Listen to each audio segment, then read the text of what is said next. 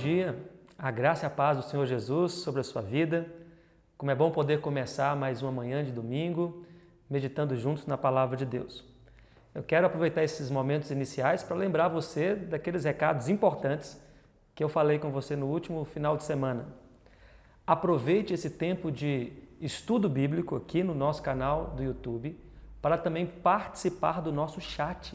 Você pode dar bom dia aí para quem chegou, pode colocar os seus comentários, conversar. Esse é um canal aberto para que você possa interagir com outros irmãos e aqueles que estão participando conosco nessa lição, nesta manhã. Outro recado importante, não se esqueça de se inscrever no nosso canal. Quanto mais inscritos nós temos no nosso canal, mais recursos nós temos para melhorar a transmissão desses vídeos para chegar aí para você, com a qualidade melhorada, com tudo que você pode aproveitar e desfrutar desse conteúdo preparado para a sua edificação pessoal. Clique no sininho. Se você não fez isso, faça isso agora.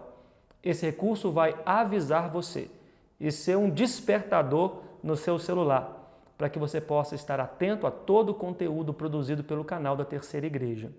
E lembre-se, compartilhar esse vídeo é extremamente importante, para que outras pessoas recebam a Palavra de Deus, para que mais pessoas tenham acesso ao conteúdo do nosso canal e mais inscritos possam também chegar e receber todo o conteúdo preparado por essa igreja, para que mais pessoas recebam a mensagem do Evangelho do Senhor Jesus Cristo. Então, aproveite para fazer isso, se você não fez até agora, e vamos orar, colocando esse momento de meditação na palavra, na presença do nosso Deus. Senhor nosso Deus, muito obrigado, porque o Senhor nos dá nesse dia a oportunidade de, através dessa ferramenta de transmissão, de vídeo, poder, ó Deus, ouvir a palavra do Senhor. Obrigado a Deus, porque mesmo distantes, podemos de alguma forma interagir uns com os outros através deste canal. Que o Senhor coloque, ó Deus, no nosso coração o interesse genuíno por ler a Tua palavra, meditar nela e receber para as nossas vidas a aplicação do Teu Santo Espírito. Que seja assim também nesta manhã, enquanto nós lemos e meditamos na palavra de Deus. É o que te pedimos, no nome do Senhor Jesus. Amém. Estamos meditando no tema das parábolas, o reino e a vida. Como os ensinos de Jesus através das parábolas têm aplicações para a nossa vida e o nosso cotidiano. Hoje nós meditaremos sobre a parábola do grande julgamento. E essa parábola se encontra no Evangelho de Mateus, capítulo 25, do verso 31 ao 46. Quero te dar um tempinho para você pegar a sua Bíblia, abrir a sua Bíblia nesse texto e ler junto comigo a passagem que o Senhor Jesus nos fala sobre o grande julgamento. Abra aí comigo, Mateus 25, 31 a 46. Eu vou ler para você. Quando o Filho do Homem vier na sua majestade e todos os anjos com ele, então se assentará no trono da sua glória. Todas as nações serão reunidas em sua presença, e ele separará uns dos outros, como o pastor separa as ovelhas dos cabritos. Porá as ovelhas à sua direita e os cabritos à sua esquerda. Então o rei dirá aos que estiverem à sua direita: Venham, benditos de meu Pai. Venham herdar o reino que está preparado para vocês desde a fundação do mundo. Porque tive fome e vocês me deram de comer, tive sede e vocês me deram de beber. Eu era forasteiro e vocês me hospedaram. Eu estava nu e vocês me vestiram, enfermo e me visitaram, preso e foram me ver. Então os justos perguntarão: Quando foi que vimos o Senhor com fome e lhe demos de comer, ou com sede e lhe demos de beber? E quando foi que vimos o Senhor como forasteiro e o hospedamos, ou nu e o vestimos? E quando foi que vimos o Senhor enfermo ou preso e fomos visitá-lo? O rei, respondendo, lhes dirá: Em verdade lhes digo que, sempre que o fizeram a um destes meus pequeninos irmãos, foi a mim que o fizeram.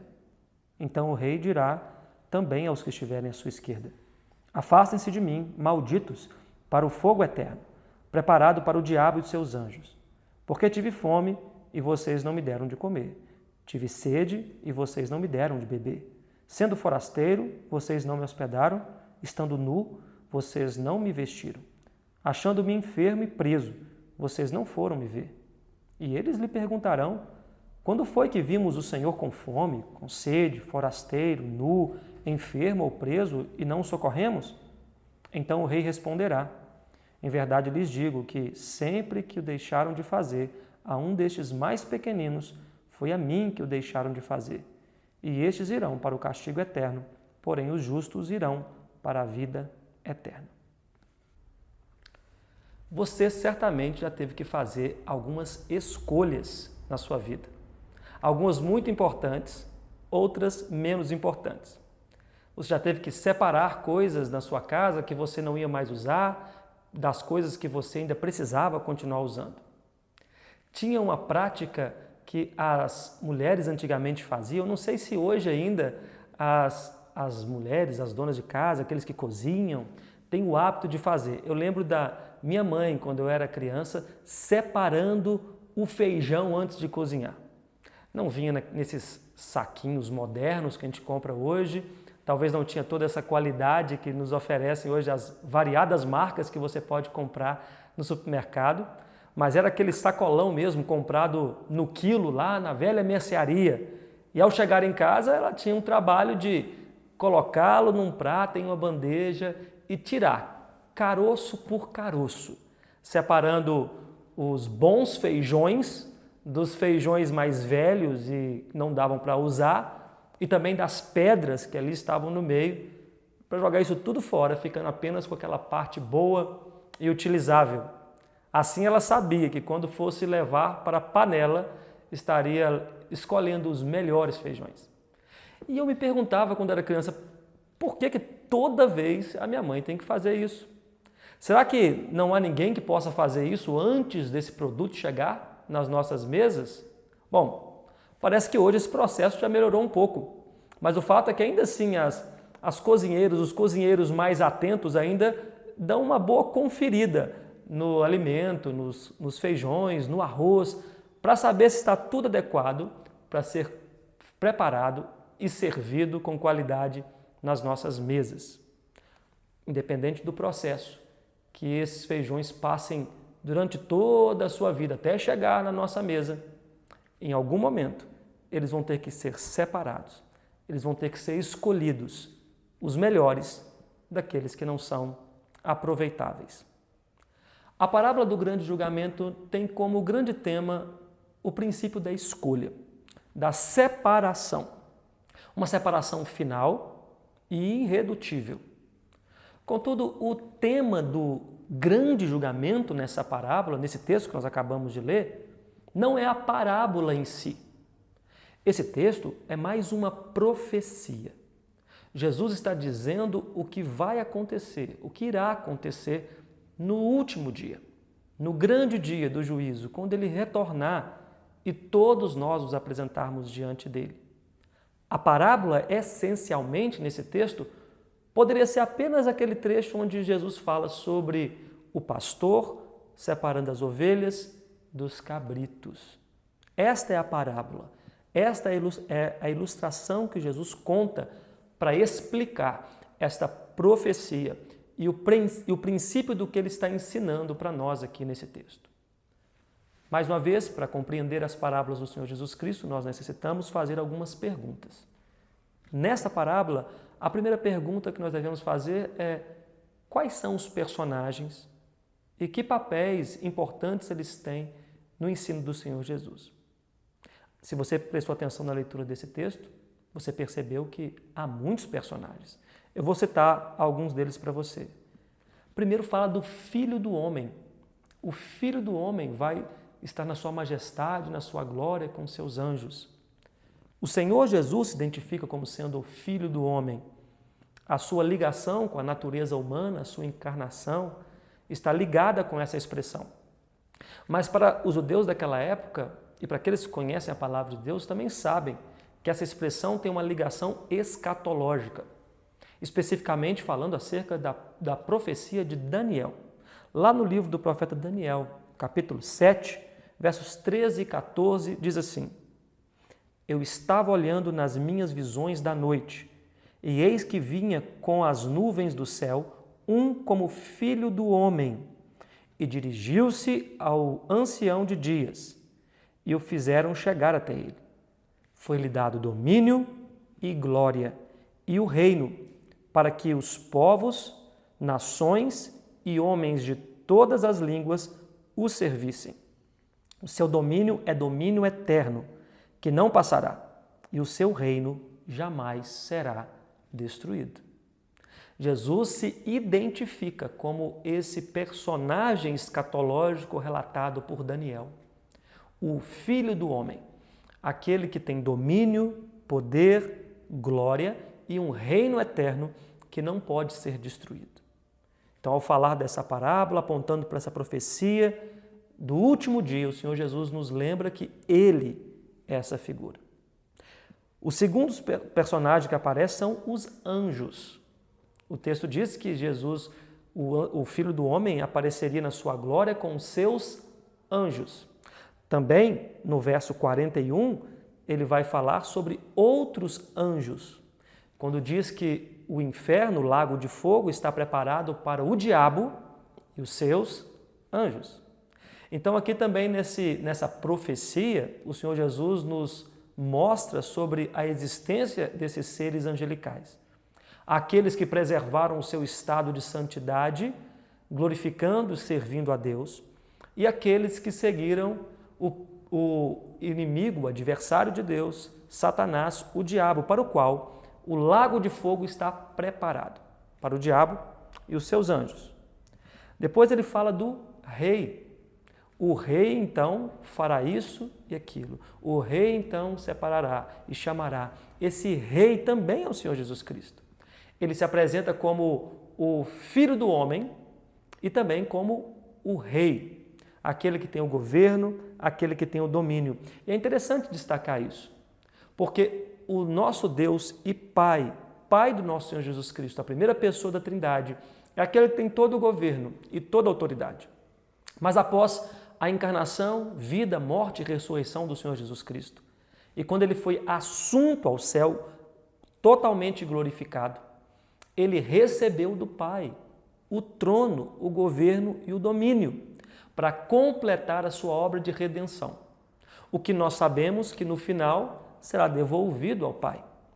Isso está registrado para nós na primeira carta do apóstolo Paulo, no capítulo 15, verso 24, quando o apóstolo Paulo diz assim: "E então virá o fim, quando ele, Jesus, entregar o reino ao Deus e Pai, quando houver destruído todo o principado, bem como toda potestade e poder." Ele reina. O Senhor Jesus recebeu essa autoridade do Pai através da sua obra redentora realizada na sua encarnação, morte e ressurreição.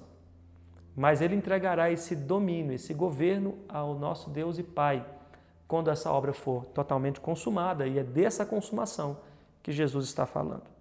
Mas é interessante que o próximo personagem que aparece na parábola é o pastor.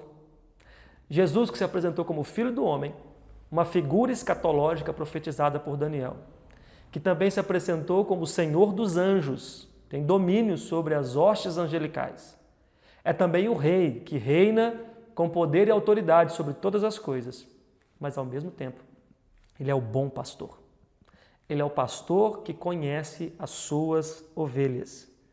Isso não é novo para nós. Essa imagem de rei, pastor, já nos é apresentada desde o Antigo Testamento. Quando vemos um pastor de ovelhas, o mais novo da sua família, sendo chamado e ungido para ser o rei de Israel, apontando para aquele rei pastor que viria.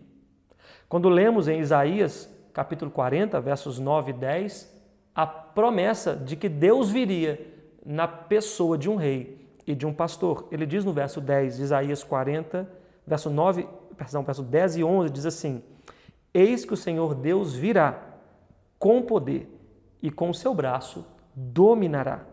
Eis que o seu galardão está com ele e diante dele a sua recompensa.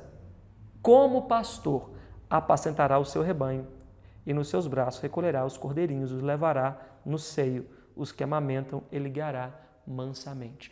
Ele é rei, tem toda a autoridade, mas ele também é pastor, que conhece o passo da ovelha que é mais frágil, que conhece o nome daquela ovelha que parece que está perdida, que sabe das nossas necessidades e cuida de cada uma delas. Nós também vemos aqui a figura de um juiz, ainda que esse nome não apareça, porque o que está acontecendo é um julgamento. Jesus, além de ser o pastor, o rei, o filho do homem, também é o juiz que irá separar as ovelhas dos cabritos. O pai do rei também aparece quando ele faz o chamado "Vinde benditos do meu pai", sabendo que essa bênção procede de Deus para aqueles que foram escolhidos. As ovelhas e também os cabritos. Isso é interessante porque os pastores daquela região misturavam esses rebanhos. Ovelhas eram pastoreadas juntas com cabritos em algumas ocasiões, mas era muito fácil você perceber a diferença. Os cabritos não se misturavam com o rebanho. Eles ficavam em locais separados. Também as ovelhas gostavam de à noite entrarem no aprisco para poderem permanecer na presença do seu pastor, enquanto os cabritos muitas vezes procuravam lugares mais distantes. O mais marcante, dizem os estudiosos, é que as ovelhas, quando anoitecia, ouviam imediatamente a voz do seu pastor as chamando e se dirigiam ao aprisco, ao passo que os cabritos não reconheciam a voz do pastor.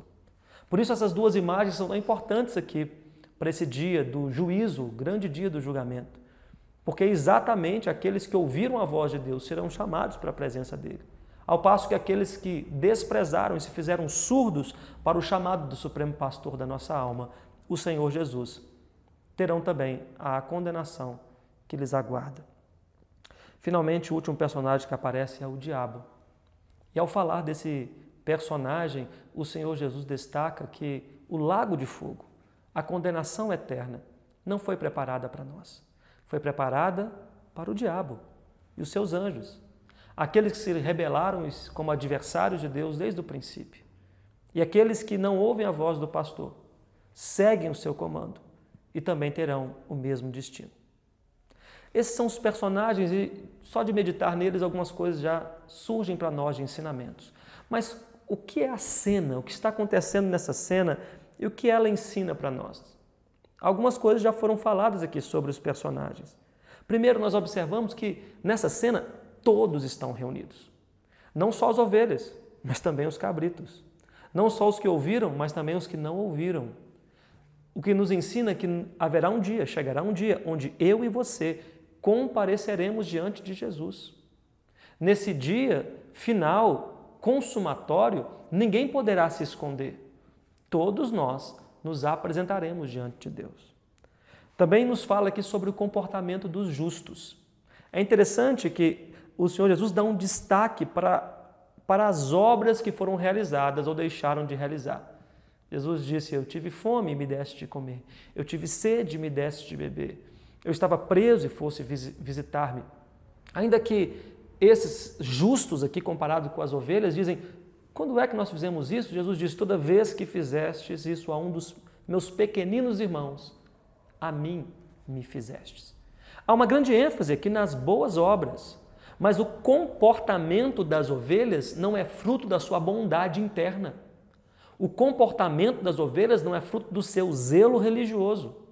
O comportamento bom, as boas obras das ovelhas não são os seus méritos pessoais. Antes de tudo, Jesus as chama dizendo: vinde benditos do meu Pai. Estas são aquelas que receberam a bênção do Pai. Toda boa obra, diz o nosso irmão Tiago na sua epístola, todo dom perfeito vem do Pai das luzes, no qual não pode haver sombra ou variação de mudança. O Senhor Jesus destaca que é a bênção de Deus que nos leva a reconhecer Jesus em tudo aquilo que nós fazemos. Ele mesmo disse: aquele que o Pai me dá, esse vem até mim, e o que vem até mim, de modo nenhum lançarei fora. Também fala do comportamento dos ímpios, ou dos cabritos nessa parábola, porque o que é marcante neles não são as obras ruins, o que eles fizeram matando, roubando, mentindo, mas é a omissão, é aquilo que eles não fizeram, é aquilo que eles deixaram de fazer, é aquilo que eles não realizaram. ao não serem prudentes em cuidar, em ajudar aqueles que estavam sendo necessitados naquele momento. A omissão daqueles ímpios é que tornou a sua condenação algo real diante dos seus olhos. Isso nos atenta para tantas coisas que nós sabemos que devemos fazer como cristãos. E não fazemos porque queremos ser melhor do que alguém, mas porque os frutos daqueles que foram chamados pelo Pai são acompanhados por essas boas obras. Finalmente, essa parábola nos mostra uma cena de um desfecho terrível e um desfecho glorioso. Para aqueles que ouviram a voz do pastor e serviram a Jesus em tudo aquilo que fizeram, a eternidade na presença de Deus. Aqueles que não ouviram a voz do pastor e viveram apenas para si mesmos, a condenação eterna com o diabo e os seus anjos no lago de fogo. Que implicações profundas essa parábola então traz para nós? Eu queria concluir falando delas com você. Primeiramente, ela nos mostra que haverá uma separação. Não há espaço para neutralidade nesse mundo. Talvez você pense que possa viver uma vida dupla. Talvez a sua vida nas redes sociais represente bem o que está no seu coração. Às vezes você posta um versículo bíblico. Às vezes uma música, uma foto que não tem nada a ver com a nossa fé. Às vezes você age como ovelha. Às vezes você age como cabrito. E eu sei que nós lutamos contra os nossos próprios pecados.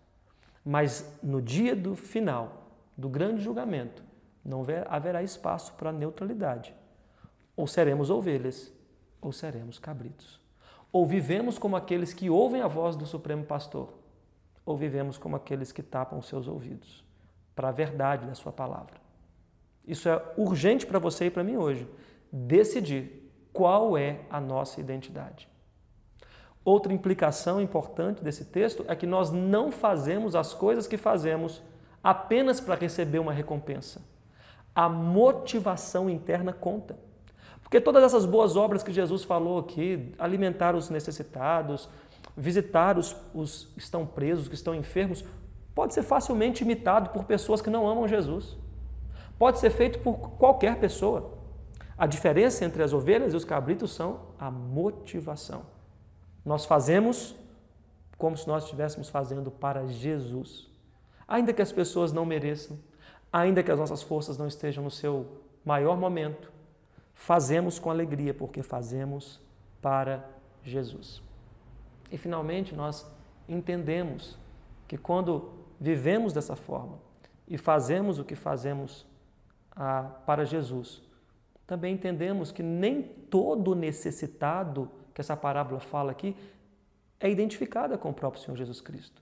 A identificação de Jesus é com aqueles que são chamados de seus irmãos. Uma nomenclatura que Mateus usa para falar dos discípulos de Jesus. Quando Paulo, em Atos capítulo 9, estava indo para Damasco perseguir a igreja e os cristãos, Jesus apareceu para ele e disse: Paulo, por que me persegues? Paulo poderia dizer: eu não estou perseguindo o Senhor, estou perseguindo os cristãos, os seus discípulos. Mas Jesus entende e nos ensina que perseguir os discípulos é perseguir o próprio Jesus. Abençoar os discípulos é também ofertar para o próprio Senhor Jesus Cristo. Essa identificação do Senhor Jesus com os seus discípulos é maravilhosa para nós. Ele é o nosso Deus, o Rei dos Reis, o Filho do Homem, o Juiz, que tem toda a autoridade, mas Ele é o pastor, que se identifica com as suas ovelhas.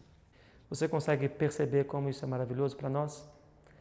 Você consegue perceber também como é urgente o chamado nessa parábola para que nós paremos e meditemos na voz do Supremo Pastor? Queria te convidar a fazer isso agora. Feche seus olhos e vamos orar para que essa voz no nosso coração nos guie no caminho de servir ao Senhor Jesus. Pai, muito obrigado porque a Tua voz ecoa através da Tua palavra. A Tua palavra é a verdade. Nesta manhã tivemos a oportunidade de meditar nessa palavra. E talvez muitas pessoas estarão ouvindo e assistindo esse vídeo em outros dias, em outros momentos. Mas ainda assim, Senhor, nós pedimos que essa mesma palavra ecoe nos corações de cada um que acompanha esse vídeo nesse dia. Para que, ó Deus, sejamos como ovelhas do seu rebanho, que nós possamos ouvir a tua voz. E tudo o que nós fizermos, em palavras ou em obras, seja para o Senhor Jesus, andando com aqueles que buscam o Senhor e vivendo, Deus, na perspectiva de que um dia nós nos encontraremos com o Senhor face a face e que nesse dia o Senhor possa nos chamar, vinde benditos do meu Pai, para o reino que vos está preparado desde a fundação do mundo. Esse é o nosso desejo, essa é a nossa expectativa, é a nossa oração nesse dia, no nome do Senhor Jesus. Amém. Jesus te abençoe.